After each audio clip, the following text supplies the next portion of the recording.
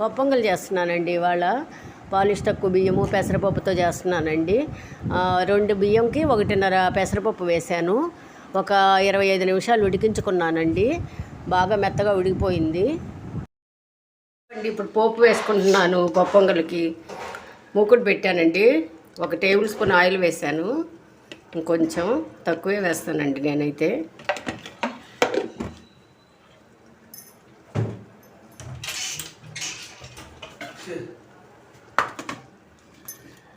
ఎండుమిర్చి అండి,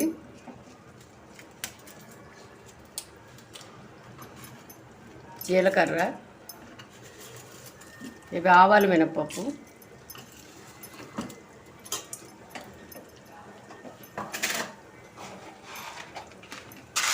పచ్చిశనగపప్పు. ఇవి కొంచెం ఎక్కువ ఉంటేనే బాగుంటాయి పంటి కింద పడి.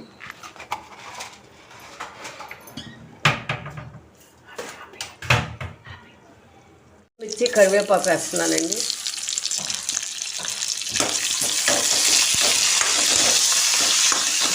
కొంచెం వేగాక ఉల్లిపాయ వేసుకుందాం.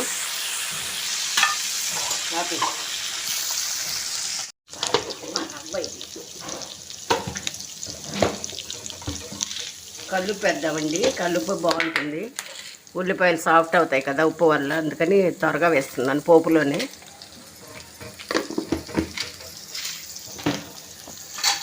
కొంచెం వేయించుకొని ఇప్పుడు అల్లం, మిరియాలు దంచి వేద్దాం. మిరియాలే కదండి ముఖ్యం ఈ పప్పొంగల్ అనే దానికి.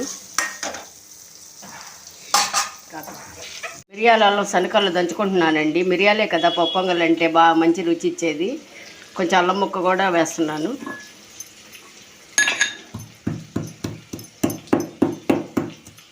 శనకల్లో దంచుకున్న ఈ అల్లం, మిరియాల పొడి వేస్తున్నానండి. కొంతమంది నెయ్యి వేస్తారు, కానీ మనకు నెయ్యి మంచిది కాదు. ఆయిలే తక్కువ ఆయిల్తో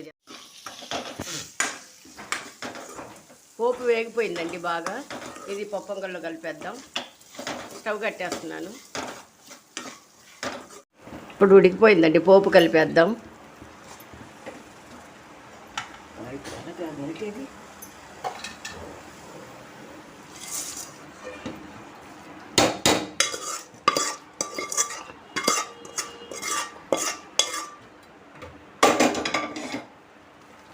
అంతా కలిపేసుకుందామండి. బాగా ఉడికింది, కాకపోతే ఈ పోపు అందులో చక్కగా కలవటానికి ఒక 5 మినిట్స్ ఉడికించుకుంటానండి.